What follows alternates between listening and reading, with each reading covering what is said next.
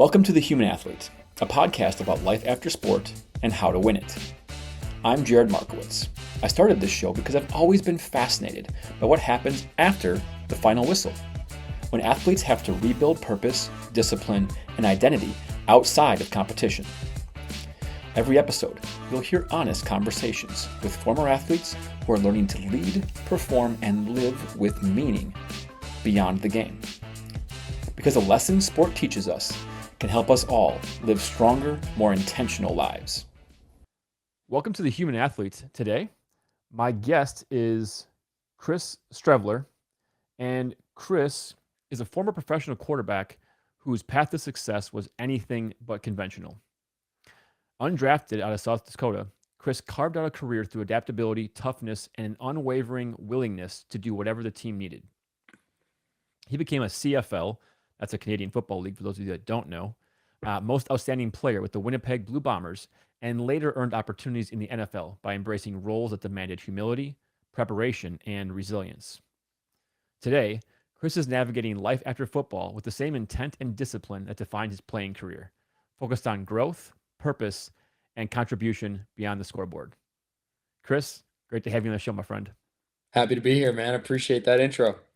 All right, so just to give the audience a little background, I want to hear your version of the story with the Winnipeg Blue Bombers, because if you go on Wikipedia, you're going to see the stint with them and then NFL opportunity and then coming back with them. And it's a really cool story, in my opinion. So I'd just love to hear your abbreviated version of that. Yeah, I mean it's definitely a unique journey when you talk about somebody starting their career in the CFL, going down to the NFL, and then coming back to the CFL. You just don't see that a lot, Yeah. especially with quarterbacks who spent 4 years down in the NFL. But for me, just an unbelievable opportunity to continue my career post college. I thought there would be an opportunity to go to the NFL, and that didn't happen. And thankfully, Canada, Winnipeg had approached me and said, "Hey, we have your rights. We'd love to have you up here if nothing comes to fruition down south." Nothing did. I immediately jumped at the opportunity to go up north and play, and it ended up being one of the best decisions I've ever made. The way that camp shook out, I was able to win the backup job, and the starter got hurt, and I started a couple games my rookie year and had a package, and was able to help our team win a championship in 2019 as well, and that kind of opened up opportunities for me down south. And after that well kind of ran dry, and I sat at home for a season, I was kind of like, well, I still love the game. I know I still have more to give to it, and I was crazy enough had the opportunity to go back to Winnipeg with the same head coach and a lot of the same players that were there when I left. So just a really unique opportunity, and being up there and that part of my career, number one, afforded me a ton of opportunities down south, and also just gave me such a perspective that is really unique from a lot of different athletes. Yeah. Well, and I think that, you know, just knowing what I know about your history, I feel like at the stage you were in, I mean, really, you could probably say that you were one of the guys that sort of created the running quarterback mentality. I mean, like, Oh, I would not go you're the that OG far. or something like that, right? Is that? Oh, I would not go that far at all. No, I just, I have my style of football, and I've had people telling me my entire career, you got to slide, you got to do this, you got to do this, and I play my brand of football. There's some physicality to it, but I've had to clean things up and get smarter as I've gotten older. But to say that invented the running quarterback style, that's a stretch. I gotta toss it out there a little bit, give you a little, Yeah. build you up a little bit. Man, but okay, so I think what's really cool about that, and it's probably a lot. Well, I know it's a lot less common in the NFL, but just the ability to go back to a team. What was the time separation between the first Winnipeg stint and the second one? Because to have a lot of the same guys, the same coaches, I mean, that's pretty rare Yeah. in anything, but certainly in high paying, success matters type of football. Totally. I mean, you're talking about a 5-year gap. You're talking about Wow. 2019 to 2024. So that doesn't happen very often. And I think a part of the reason why that was the case is after we won the Grey Cup in 2019, they went to a Grey Cup every single year after that. So there was just continued success. And when that's happening, there's not a lot of turnover. So Yeah. it was a really unique opportunity, man. And it was really, really a cool perspective thing for me being there in 18 and 19, a lot of the guys were young guys. A lot of us are single, kind of living life. Mm-hmm. I go back in 2024, half the team has kids. Most of the guys are married. Just seeing guys grow up and then getting to grow up alongside them over the last couple of years and have my daughter and kind of join into that dad group that we had on the team was just such a special time for me and memories that I'll look back on super fondly just to have my fiance and my daughter up there getting to experience that part of my life. I mean, that's such a cool evolution of a human being to Yeah. to go from the single bros to the okay now hey we're married, we're committed, we've got other responsibilities, got to go to bed early, get up for those kids because they're going to wake us up no matter what. Yep. It's a cool little change in life. Yeah, well, um let me tell you one little story off that yeah. because it's interesting. So when I first went to Winnipeg, one of my former college teammates at the University of Minnesota is named Drew Waltarski. He was a receiver. We were roommates in college. He was on Winnipeg, so I was with this guy through college at Minnesota for 3 years. We lived together. I go up to Winnipeg. He's on the team. We live together up there. We win a championship together. I go down to the NFL. Obviously, we still keep in touch. He's one of my best friends. Yeah. I go out to Australia. He gets married. I'm the best man in his wedding. And then I go back to the team in 2024. He's still on the team. He's now got a kid. His wife's pregnant with their second. And so you want to talk about seeing a guy in different phases of life. I mean, we're in college living together. We're Yeah. rookies in the CFL together. And then, now we're dads together. So, that's just one example. But, man, there's so many guys like that where you see them grow up. And you're right, man. Those dad duties don't stop. Doesn't matter what you're doing the night before. Those kids are up and they're rocking and rolling no matter what. The all actions feel a lot more consequential when you've got kids Oh, yeah. involved. Yeah. That's so cool to have that kind of friendship, that community. I mean, I feel like that's something that I just hear over and over with talking to former athletes is that community, the locker room, that team environment that's just so hard to replicate. For you, as you went through and transitioned to the NFL and kind of bounced from team to team, were you able to create that kind of environment, or did you feel like there's a lot of maybe loss or shift in how you're able to approach things because of the bouncing around in the NFL? Yeah, it's interesting, because I love the team aspect of football. That's what I love the most. I Yeah. love the locker room. I love being around the guys. That's why I do what I do. That's why I got no problem putting my body on the line because when I tell guys I love them, I genuinely do. Yeah. And that's what I love about football. It's what I missed the most when I was out of the game for a year because you just simply cannot replicate that in regular life. There's just nothing else like it. So, the experience of bouncing around from team to team is interesting when you put it like that because you're not necessarily in the leadership position you once were in the CFL, right? So now you're kind of the guy that's been cut a couple times, kind of scratch and claw your way on a roster. So how do you lead? How do you create culture? And the only way I know how to do that is just by being myself and telling Yeah. people who I am, where I've been, and if people see you, feel your energy, see the effort and the intensity that you put into your work, then to me that helps create culture. And one of the things I'm most proud of during my time in the NFL is, when I was with the Jets, I was a third stringer, a fourth stringer, but I really did have a leadership role on that team in my own way, where Yeah. maybe I'm not the starter, but guys respect the way I'm working. They see that I'm going the extra mile to do whatever the team needs, and that's something that I take pride in. Is just showing up and controlling the things you can control, which is your effort and your attitude. And when you do that, people respect that. And to me, just being a cog in the wheel, so to speak, that helps create team culture and build momentum in a positive direction for your team, no matter what your status is within that organization. Well, man, I love that because I feel like there's so much placating of just uh, trying to be something that you're not. And for you to just be who you are and do things the way you do them and basically say, hey, either you're with me or we're not, and it's fine either way, but this is who I am. um that's gotta, I mean, is that something that is unique in like the NFL and CFL, or I mean, or is there more of that than people realize? No, I think I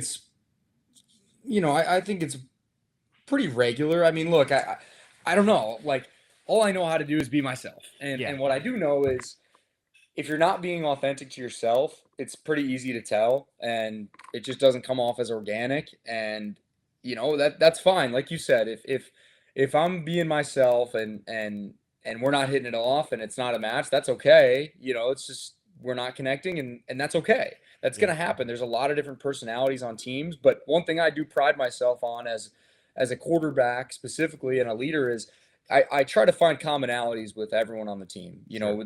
There's a lot of different backgrounds and different experiences, but having been in the game for 8 years and been on the path that I've been on, a lot of times there's something I can relate to somebody about. And even if it's something as simple as music or hobbies, like to me, that's a very integral part of leadership is how do you find things to connect on with the people around you so that you share commonalities outside of just what's my job.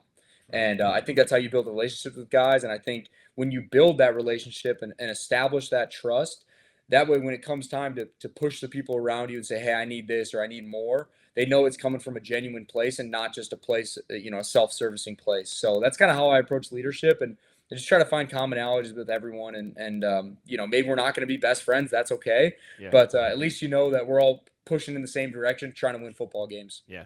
Rowing the boat in the same direction. That's right. Yeah, man. And then, for you as things went on, because you had a couple of issues with injury that have been late career kind of things and decisions to make for you. When it comes to that situation, like as you are now, you go from the leader who's like driving the team to the leader who's got to sit on the bench because that's just the nature of an ACL tear. How did you navigate that? How did your role change, and how were you able to continue to be a strong leader and like the culture builder in the locker room when you weren't able to actively be in the field? Yeah, it's obviously a tough situation, right? You tear your ACL 2 years in a row. There's going to be some hard moments in there, and there definitely was. I'm not going to sit here and act like I was, positive through this whole thing. Of But course.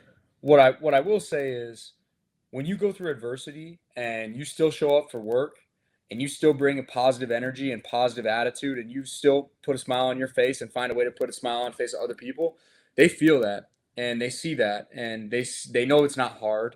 Anyone that's torn their ACL or seen people tear their ACL, they know what that road looks like. That's almost a year recovery. Yeah. But when you see me still working hard and doing the things I can to uplift the guys around me and just trying to help the team in any way possible, to me, that's a form of leadership. It doesn't always have to be on the field. It's about providing value any way that you can and helping to elevate the team in any way possible. I mean, the last game of the year, I tore my ACL the last regular season game, so the playoff game, our last game, I'm on the sideline charting plays. I'm bringing dudes waters. Like, Yeah. I'm just doing whatever I can to provide value. I'm talking to our starters saying, hey, this is what I'm seeing. Are you seeing the same thing? What do you like? Can I convey this to the coach?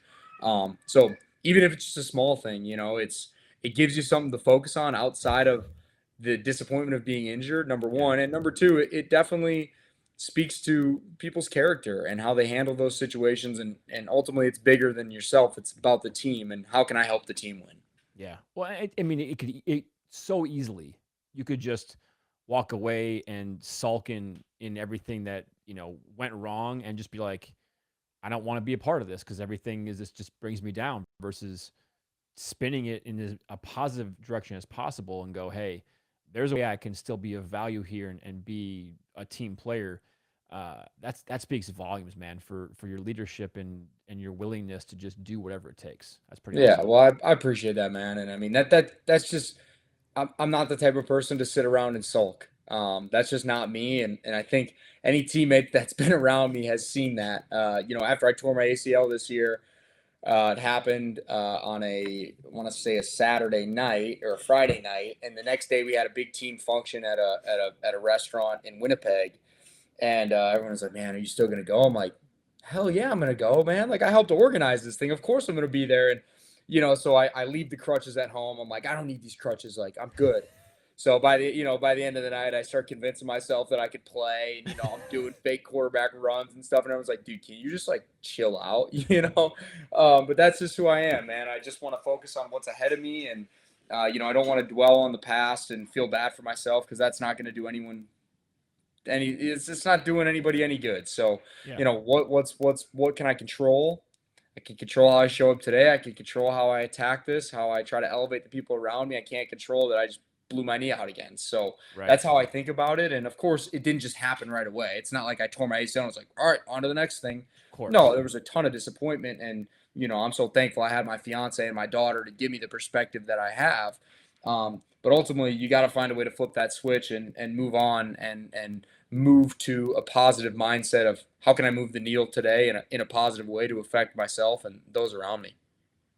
Well, I mean, that's such a huge piece of it, because I feel like um, someone as positive as you could hear that story and just think, well, like, if I wallow in pity or self doubt for a while, then I'm not as good or as strong as Chris is.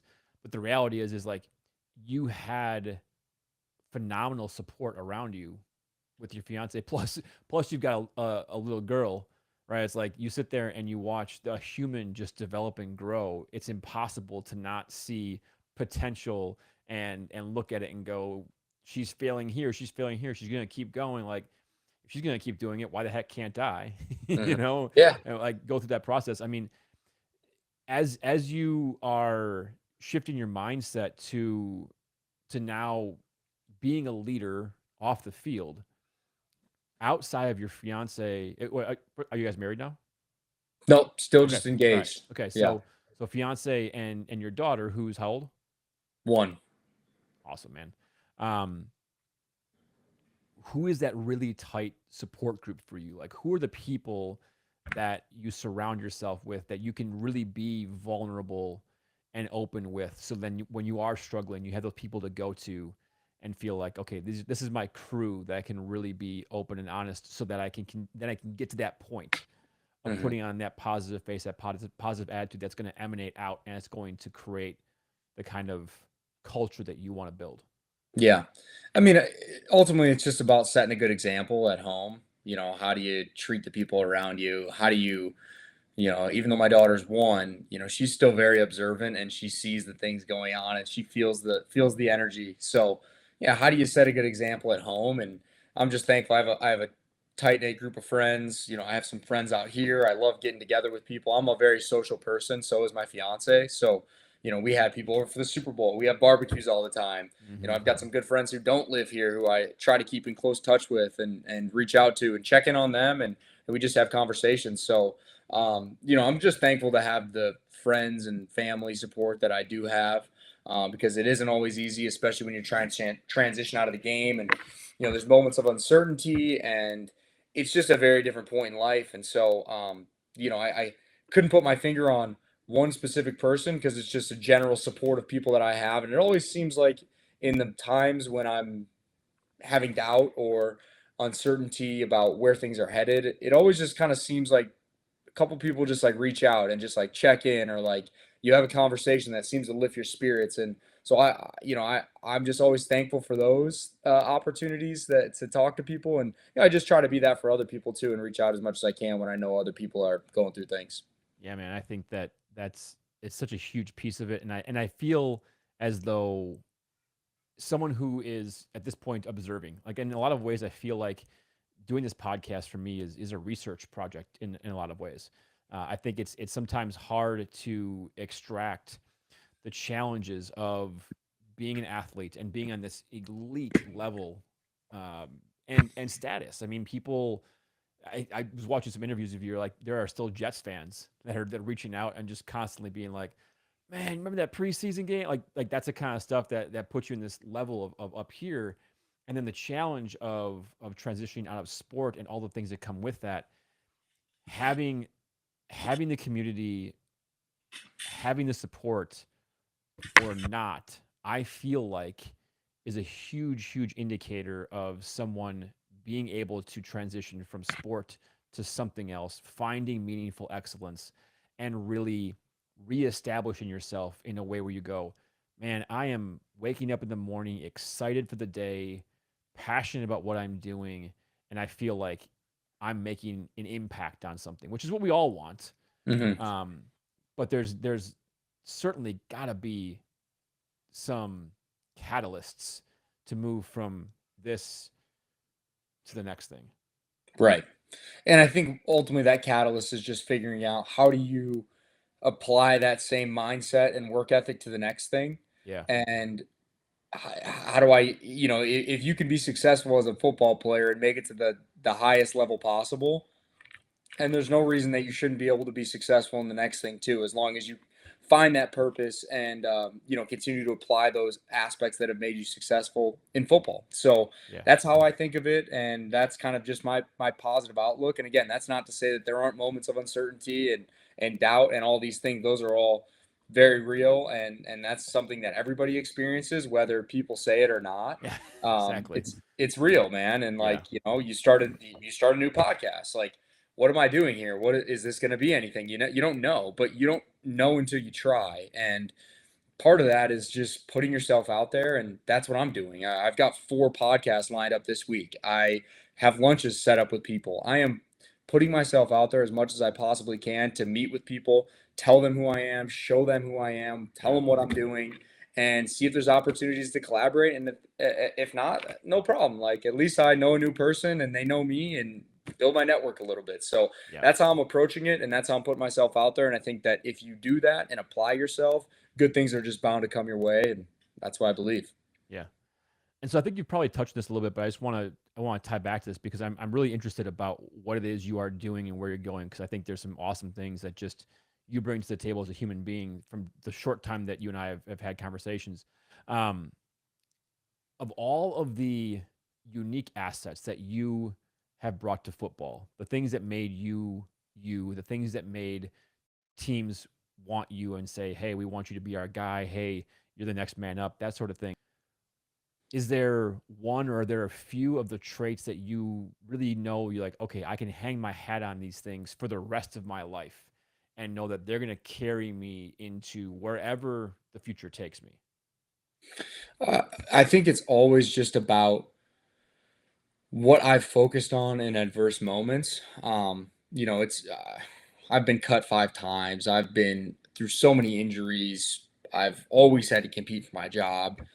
So that's not an easy thing to live your life in that way. And so what do I focus on in those moments? It's, again, controlling the things I can control. It's so easy to put the focus outside of yourself and see what other people are doing and maybe their opportunities or where they're at, but you got to run your own race, and all I can control is the way that I show up on a daily basis. And so in those moments of frustration and these disappointing moments, whatever it may be, okay, I'm going to turn the focus inward and decide how I'm going to show up in this moment and how I'm going to support the people around me and lead and work hard. I mean, that's all I know is just to work hard, and good things are going to come your way. So that's what I've always relied on. Work hard and be good to people. That's what my dad's told me from a young age. And so that's what I've always tried to do. And, I never burn bridges, even if I feel like I got done dirty or I will never burn a bridge. I will always shake a hand and hold my head high, because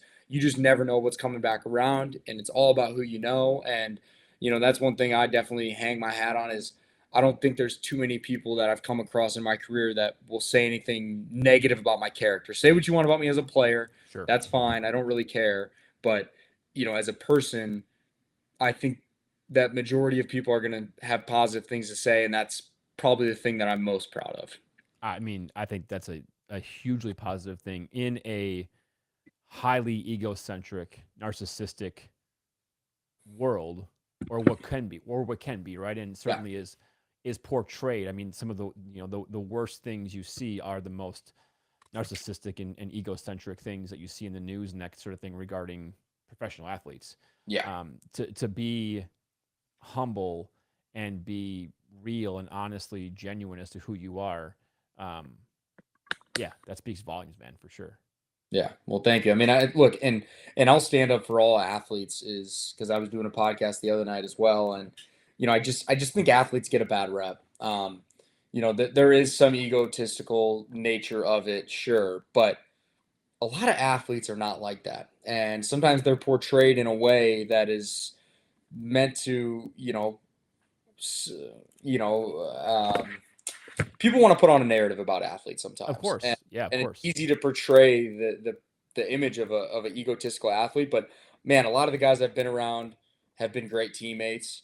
Have been very down to earth. And look, the guys who aren't, they usually don't last very long. Mm-hmm. So because teams want to create positive culture, and if you're not a positive person in the locker room or you are extremely egotistical, I mean, guys see that, and guys don't want to be around that because football is the greatest team game in the world. And you need all 11 guys pulling in the same direction on any particular play to have any type of success. So if there's one guy that's looking in the mirror and saying, "Oh, it's all about me," well, then that guy's just not going to fit in with the team. So, athletes in general, especially football players, they understand the nature of it being a team game and the selflessness that goes along with that. And that's why I've always loved offensive linemen. That's why I've always loved tight ends, guys that are just not getting the glory, but put in the work every day and get their hands Put dirty. their head down and just get hammered. That's it, man. That's it. Yeah. Just you got to sacrifice, man, and that's the beauty of team games. And man, I love sacrificing with the guys. Yeah. And to your point, right? I think that there's certainly some level of, I mean, you have to jealousy, right? I mean, for the outsider perspective, looking in on it, is there's some level of jealousy. Is like the high school quarterback that didn't make it, right? Now he's jealous of Chris Streveler or whatever, and so they're gonna try and paint narratives because in a lot of ways they're like, well, that could have been me, for whatever BS reason as to what they think. But I mean, again, I think you're right. Everybody that I've engaged with, and so many former athletes I've met, a lot of times you have no idea unless you actually knew who they were or you recognize a face. I mean, and certainly, like you said, offensive linemen and even a lot of football players wearing your helmet all the time is not necessarily the most face recognizable sport out there. Yeah. And there's plenty of guys that just walk around and it's like, oh yeah, I played 10 years of NFL football, and you wouldn't know it. Mm-hmm. And I love that because I feel like there's so much, like you said, there's so much to be learned and gained, and it is the ultimate team sport. And those things carry over to life, to everything that you do. And I think for every athlete, whether you play high school athletics, you get an opportunity to play college athletics, you go to the pros or whatever, there's so many lessons to be learned in sport. I mean, I refuse to again, I have 9-year-old daughters. I'm not going to force them to do anything. But if they say to me, hey, I want to, in this case, for them, is playing softball, it's like, I want to play softball. Absolutely. I'm going to give you every opportunity to do that, to build community, to find teammates. Like they were at a tournament this last weekend playing with a different team than theirs. But two of the girls came up to me and said, it'd be awesome if Brendan and Natalie, these are my daughters, Brendan and Natalie, if Brendan and Natalie could be on our team all the time. And like, that just like hit me right in the heart. Yeah. I'm like, man, they're making friends in a weekend with these girls in a way that's like the kind of connection that we as parents want. Cause you're looking at the girls and you're going, this is a good group of kids. They respect adults. They respect each other. They go hard. They work hard. They do all these things. Like that's athletics in a nutshell, in my opinion. Yeah. So many lessons to be learned from being on a team and working towards a common goal, and the success and failures that come along with that, man. It's just for all kids. That's just so important. Yeah. And that kind of leads me into where you're going now. So you're working with quarterbacks specifically in kind of at least your now venture, right? It may not be the forever venture, but the now venture. Talk to me a little bit about what it is you're doing with quarterbacks, and really from the standpoint of, you can say nuts and bolts and that kind of thing, but I'm curious the leadership aspect of it. Like, how are you incorporating that and mixing that into the work you're doing with these guys? Yeah, well, I'm co-founder of a ground up quarterback out here in Arizona. And obviously we do on-field training with guys, and we help guys with their mechanics and mental processing, all these things that are really important for quarterback. But ultimately when it comes to quarterback, there's so much more than just what you do on the field. It's about your daily process and how you lead and all these different things. And so one of the ways we try to incorporate that is, I've done virtual programs with guys where we hop on Zooms and I have all these presentations about goal setting and how to compete and all these things that just maybe get brushed away as maybe not as important as the on the field stuff. But if you know how to set goals and you know how to compete in a healthy way and you know how to establish healthy habits, like to me, those are things that are process oriented, which I think is extremely important. Like obviously we all want to reach a certain place, but how do we get there? By having a great process and by understanding the things that are going to make a difference on a day-to-day basis. So we've done virtual programs, we've done Zooms. You know, what we're starting up this off season is we're going to have basically a program where we start in the classroom with the guys, give them about an hour, 45 minutes, talk through whatever lesson we want to talk through that day. Sometimes it's more X's and O's schemed, which again is extremely important. We got to understand coverages. We have to have a thought process when it comes to that. But some of it's leadership based. Like I gave the guys probably an hour long talk a couple weeks ago just about leadership and what that means to command a huddle and how do we start our off season in the right way. So we kind of can take it any which way. And as I'm sure you know at this point, I like to talk and I like to share my mindset, so it's pretty easy to do. Yeah. But I love sharing that piece with the kids, and the parents really appreciate it too because they understand that we're trying to make better football players. We're trying to help kids reach their goals 100%, but we're also trying to create just better people and better leaders and better men down the road. And part of that is teaching them this information and helping them establish healthy routines and processes that are going to supplement their growth. Yeah, I mean, that's the thing that I think is not necessarily missing in sport, but it similar to the whole, you know, putting certain people or individuals in professional football on a pedestal and essentially saying, well, this is the example of who everybody is, and that's a completely biased situation when there's all these amazing people underneath that. I think in a lot of ways too, the specialization of sport and the focus, hyper focus on success in sport versus what you're talking about, which is we're building better human beings. In the case of what I'm guessing you're doing, like you're building better men, because these boys are coming in and they're high school kids. Is that what you're working with? High school, college kids? High school, college. I have a few pro guys as well. Okay. But even still, I mean, like no matter what, they're all going to be 30, 40 at some point, probably families, kids, fathers, being able to teach them the kind of things they need to learn in a non-school setting. Because I feel like in the academic world, these are the kind of lessons that aren't being taught. And in a lot of ways, there's not the time for it or the space for it. And so someone's got to step in and do it. And to have somebody who a young quarterback is going to respect for what you did in the field, but also the human being that you are, you get a lot of pull that way. You get a lot of buy-in initially for them. But for you, how do you find, like, what is the way in which you feel the most strongly connected to the guys? Like, how do you get the most out of them, but through the conversations you're having with them? I think it's just transparency. You know, I'm very open and honest about my journey and my career and the path and the path that they're all going to be on if they stay in football and life in general. Like, how do you handle hard situations? Who are you? How do you show up in these times? What are your values? Like, these are things that are going to apply some point down the road. If you play football, probably going to happen sooner than later. You're going to get injured, you're going to get cut, you're not going to play. It's just a matter of time. I mean, even the best guys in the world that win the Heisman Trophy are the first round pick. They still get injured at some point. They still get benched at some point. They still lose games. Like, adversity is something that is going to happen. So how do you respond to these things? And I'm super transparent with these kids about my journey because I was never really given anything. I was never the 5-star guy. I had one offer coming out of high school. I had to transfer schools in college. I thought I was going to go to the NFL.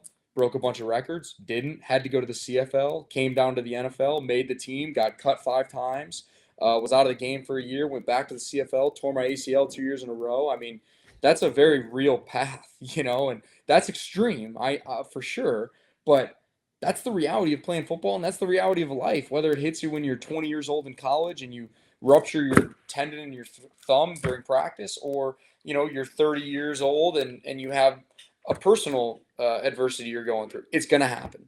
Yeah. So I always tell these kids, like, man, these things you're going to go through in sports and this mindset you're developing right now, if you lean into this now, you are going to be so much better down the road. You're going to be so much stronger. And all of these adversities you go through, when you think about tearing your ACL, and when I used to think about tearing your ACL, that was like the worst thing in the world. Like, how could you ever get through that? Yeah. Same thing as like when you never got cut before and you think about getting cut, you can't even imagine that. You can't even fathom it. But guess what? You get through it, and then it's not as bad as you thought it was. It never is. And you realize you're so much stronger than you thought you were, and you can overcome that situation. And so that's why I share this with kids, because I'm like, man, I've been through it all. And look at me. I'm still standing here in front of you. I'm still the same person. Any hard thing you go to, you can overcome that, and you're going to be better off for it. You just got to know how to attack it. So, long-winded answer, but I love sharing my journey with kids and with parents because it's super relatable, and it's a path that a lot of these kids are probably going to travel on if they stay in sports and life in general. Well, man, I'm going to run through a wall for you. It's the truth, man. No, man, like the thing about that is that I think that's such an important piece of the athletic picture, is that if you get the right leaders, the right coaches in front of these kids, I mean, what you just talked about is where I feel like what so many kids need to hear these days, is that life isn't going to be handed to you. Whatever has happened to you up until this point, however you've been raised and gone through this process, adversity is going to happen, loss is going to happen, failure is going to happen. These things are inevitable. And if you just recognize that that's going to be the case, and I think that what's super like inspiring, just listening to you talk for me, is the positivity that you have around that. I think that I've learned so much. I've spent a lot of time with like the positive psychology side of things and just digging into that, because I feel like it's such an interesting and impassioned part of what we do in our gym. I feel like so many people just don't get positive reinforcement or positive feedback on a given daily basis, and we as human beings have a negativity bias. It's part of our survival mechanism. Sometimes it's really important, I think, for you to first have somebody step up and be positive towards you. Mm-hmm. And I think that when you get that, it becomes that much easier for you to be positive towards yourself, which is ultimately what we all need, right? At the end of the day, when you're going through the things you're going through, you weren't going to necessarily, like, people are going to come in and say, hey, Chris, how you doing? But they have their lives too. At some point, you're going to have to say to yourself, Chris, you got this, man. Like, whatever is happening, you can get through it. You can do the right thing, be a good human, take care of the people around you, and good things will happen from this. We're going to overcome this. Like, you have to say that to yourself. You have to believe it. But to have somebody show the way, I think sometimes is what a lot of people really need. Yeah. Yeah. And I mean, that's why I talk to these kids and these athletes about it, because I'm just trying to show them the way of, first of all, I hope you guys can be more successful than I was, because that's what I hope for. And I want you guys all to accomplish your goals, just like I got to. But to show the way of, yeah, this is how you get through hard things. Here's some of the things I've been through, and this is how I got through them. And man, I just, what you said really resonated with me, because I remember the first time I tore my ACL, and we were about 12 weeks into the season, and I had just gotten surgery. And I remember I was just able to start riding the bike, and like our bike was in the hallway just staring at like a cinder block wall. And I would just sit there and ride the bike for like 30 minutes. And it just, that gives you time to think in a very unique way when you're just like alone. The whole team's doing their thing, and you're just riding a bike staring at a wall. And it's like why am I doing this? Like, what's your motivation? Like, I'm always just trying to be better. I'm always just trying to get better and trying to improve. And like, my number one goal in life when it comes to that is I just want to reach my potential as a person, and I just want to continue to get better every day. And so, what's your motivation in those moments? Like, you have to have those conversations with yourself, exactly what you're saying, because no one's out there holding your hand saying, "Oh, are you riding the bike today? Are you working hard? How, like, it's not how it goes. Like, you got to be able to show up for yourself when no one's watching, because that's what makes you great. Like, if you want to be great at anything, and we're talking about sports specifically, but in anything, like, there's not always going to be people watching. There's not always going to be people holding your hand. You want to talk about being a backup quarterback in the NFL? There's no one making sure you're doing the work. Either you're doing it or you're not. And if you're not, it's going to expose you at some point. So do you have that intrinsic motivation to do what you're supposed to be doing just because it's what you're supposed to do? Or do you always need somebody holding your hand? And that's what I'm trying to instill in these kids is like, hey, you come out to work for 2 hours on a weekend. That's great, man. That is a great first step. And you're investing that time, and that's awesome. But guess what? That's 2 hours. How you do anything is how you do everything. So you need to leave here and think about this. You got to keep working on it. If you want to beat out the guy in front of you, what are you doing extra? It doesn't just happen because you feel like you deserve it. You got to earn it. And the only way to earn it is through hard work. And so, man, again, just a long-winded answer, but like that's just how I think about it. That's why I tell these kids, because that's what I've experienced, and that's the only way that if you're like me and not the most talented person in the world, that you're going to accomplish your goals is by outworking other people and doing that little bit extra. That's going to ultimately elevate you. Well, man, and I think about this too, and I think about I have two things here. So I'll go with the first one because it was what just more top of mind. But thinking about, again, you look at the whole, and we'll use the NFL as an example because it's an easy example that most people understand. You know, there's certainly some level of genetic gift that occurs with the NFL. But as a whole, I would say the vast majority of those guys just bust their hump day after day after day when no one's looking. And that's what got them there. I mean, and again, and we're not talking about the superstars, right? Because the superstars, there's some genetic component to it too that is just, God given. Yep.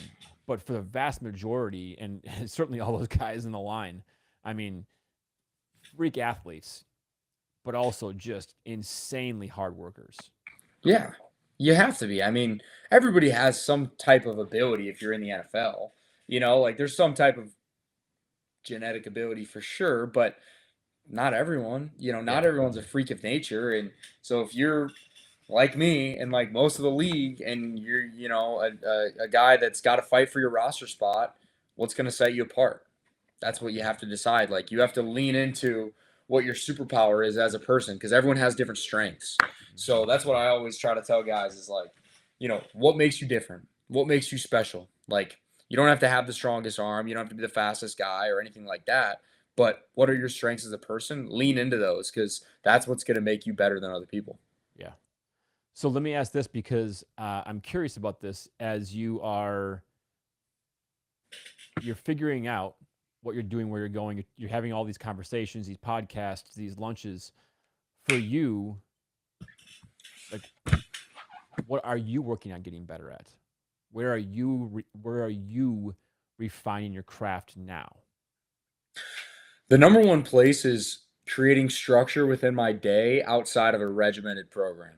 Like, Okay. I think that's something that a lot of athletes struggle with because when you're in a building, hey, we got position meeting is at 8, we got team meeting at 9, we got blah, blah, blah, blah, blah, blah, blah, up until 3 o'clock. Your whole day is scheduled out for you. So all you got to figure out is, all right, well, how am I going to supplement what we're doing outside of work hours? And when you're not and you don't have a 9 to 5, well, no one's holding your hand to do the things right. Like no one's forcing me to wake up at 5 a.m. Right. Mm-hmm. So that discipline to get up and do these things and get out ahead of the day and establish a process that's going to move the needle every day. Like that's all you can do. So that's one of the things I'm always trying to get better at is like, how can I refine my process? How can I be more efficient with my time? How can I get out ahead of the day and get myself ahead in the rest of the week? Something I'm always trying to get better at, but specifically right now as I transition away from so much structure and get into, kind of trying to create my own lane here. Yeah. Yeah. Okay. So structure and discipline around that structure. How or where do you give yourself grace? Really the end of the day, it's like, all right, man, I'm gassed. Like I've been up since 4:30. Like, all right, I had a full day. Like, let me go watch the show with Taylor for an hour. Let me go chill on a couch. Like, those are the times when it's like, all right, man, like back off for a second. You're good. My dad's in town right now helping out with my daughter, which is amazing. So getting to spend some time with them. That's where I usually give myself a little bit of grace. But then also like, to step away from like the professional side of things, like the personal side with like relationship, like really having to make that time a priority because man, you have twins. Like I can't imagine going from 0 to 2. Like 0 to 1 is a lot. So like I can only imagine like within your relationship how that really changed your dynamic and like that time is like way more intentional and sectioning out time of like, hey, all right, we're gonna go on a date. We're getting a Uh-huh. babysitter. We're going on a date. Like we Yep. have to connect because so much of your day just becomes like, all right, you got her. All right, I'm going. Bang. And you're never like sitting here like this looking at each other. And like, so that's one thing I've really had to improve on. And I think we're still figuring it out is like being super intentional with that time we have together, even if it's 25, 30 minutes, just communicating that isn't in like a business like way and moving Yeah. around at the speed of light and Uh-huh. finding those times to connect. So we're actually going up to Sedona early next week and just getting a little Airbnb for a couple days and gonna enjoy that up there. So trying to make that a priority in my life as well, outside of all these other things we're talking about. I mean, that sounds amazing. It's a lot, not a lot easier, but it's certainly easier for you in Arizona to go hop over to Sedona than in Wisconsin. Although right now it would feel amazing because it's cold Oh AF here, man. yeah, oh, yeah. You guys just got hit with that cold front not too long ago too. It's actually, well, I shouldn't say it. Right now, it's actually pretty nice, but and when this comes out, hopefully we're good and warm. But Yeah, yeah, we had a cold spell there that was brutal. Um, and I can tell you, so just a advice of a married man yeah, and 9-year-old daughters give it is to me. that, yeah, man.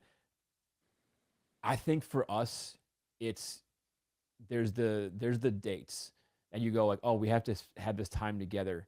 I think also finding ways for it to be family time. Mm-hmm. I'll tell you, man. Like, so I was the only child growing up. Mm-hmm. My wife's a one of four girls. Okay. Bless bless her dad's heart. Um, but they had, family board game night a lot, Mm-hmm. and I've found that recently we've been able to keep the TV off at night Mm-hmm. and eat dinner as a family and then play board games, or sometimes, for us, one parent will go with one girl, one will go with the other one, and we do like daddy daughter or mommy Cool. daughter dates where Yeah. it's not like we need to go somewhere. It's literally like two different sections of the house, Yeah. and just being with one person in a one-on-one environment allows for that. Um, because then from my wife Emily and I feel like we're able to, when we do go and have dates, we don't feel guilty about it Mhm, mhm. because it's like we haven't been neglecting our time with our daughters. It hasn't just been running around going. Yeah, And so you just feel that much, you're able to create that much stronger of a connection with each other because you don't feel like I'm on a date, and because I'm on a date, I'm missing the mark somewhere else. right, Like right. I've been a good parent. I've checked that box. I've earned the right to reconnect with my spouse. Totally. That's Yeah. great advice, man, and especially, like, you have 9-year-olds, right? So, it's as I move into that phase down the road, like, that's a different phase than having a 1-year-old, and so, like, Yeah. having that perspective as you go through is super valuable, and I'm always talking to other dads, like, how do you navigate this? Like, what's your perspective? Because this is new for me, and I'm always trying to learn from other people, so I appreciate that. Yeah. Well, and the other thing I will say too is I had this conversation. It was probably fall of this last year, and a good friend of mine who's, like we both take fitness seriously. We both Mhm. make sure that we keep ourselves healthy and strong, and in a lot of ways it's for our own personal benefit, but there's also that component of being a great example for our kids, right? Mhm. Um, but he coached basketball and I coach softball. My girls play softball, and coaching softball with them. And for someone who's spent 13 plus years as a business owner, I've, I felt like so many things that I've tried to do, it's like with the intent of making it business oriented. Like there's some business transaction that could theoretically come out of this at some point down the line. Um, to coach softball, and then for him, he's a financial guy, and so same thing, it's just relationships to build opportunities for conversations and that kind of thing. To coach basketball and just do it purely for the love of our kids and the love of the sport and being able to to be a leader and be a coach like you are right now with your quarterback program that you're doing, I felt such immense and like intrinsic like effort or emotion where it was like, this is what I need to be doing. This is how I fill my cup, how I take my free time and spend it, because I get to impact these kids in a way that's really positive. It makes me feel good.